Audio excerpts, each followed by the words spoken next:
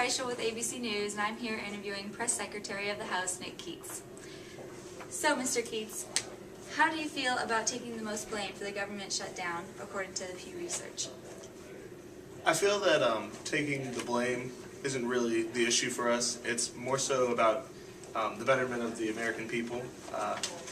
No matter who's to blame, we just want to get everything back in the right direction so that the funding for the government can be decreased and the American people can live better and more comfortably. And can you summarize what the cuts will be?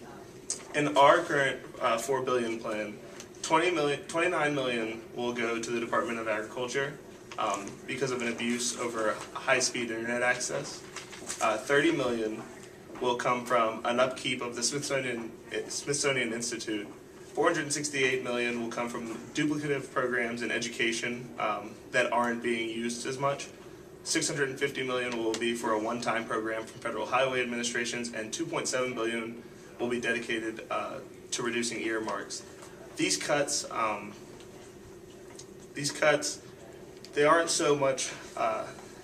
They're going to create more funding from private sectors as opposed to money from the governments, which shouldn't be so hard for the facilities that are being reduced, for the cuts that are being reduced for these facilities. And how do you propose that the cutting programs now can help our economy? It won't be so much as for right now. It's more so for the future. This should have been handled months ago by the Congress and Senate before the power shift, but it wasn't, unfortunately. So now we're gearing towards the future with making things easier on the American people by making these cuts. It won't necessarily affect everybody in the immediate future, but for the youth and the generation coming up that are going to be making decisions in the future. And for the 700,000 jobs that are going to be lost, how do you guys feel about that? It's not necessarily 700,000 jobs that are going to be lost as much as it is jobs that won't be created. The jobs will not be gained, therefore people won't be getting fired from jobs. It's going to be more so that these job opportunities won't be available in the future. And how would the reduction of the GDP growth in 2011 and 2012 affect us with our already fragile economy? Like I said, it's for the future. It's going to make these small cuts for the GDP growth. They're going to make things better. They're going to decrease that 1.6 trillion limit that we're reaching soon.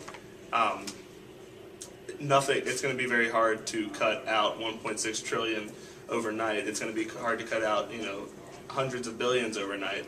Therefore, it's not going to make an immediate impact, but the small impacts will make things better for the future.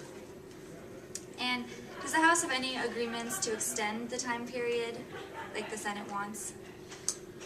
Yes, we want to keep the government going, so we want to avoid a government shutdown as much as possible. So we need to come up with a middle ground in between the two groups. So we've decided that going with at least the 30-day plan, if not longer, to come up with a way to create more cuts to better the future. That's our plan in general. So you're saying that the 15-day will be revoked and you're going to put a 30-day bill in instead? More than likely. Being stubborn right now to just get our way isn't the way to go about things. We want to come up with an agreement to better the government and the American people as a whole. All right, well, thank you. They're working together, the House and the Senate. This is Krista Reichel with ABC News.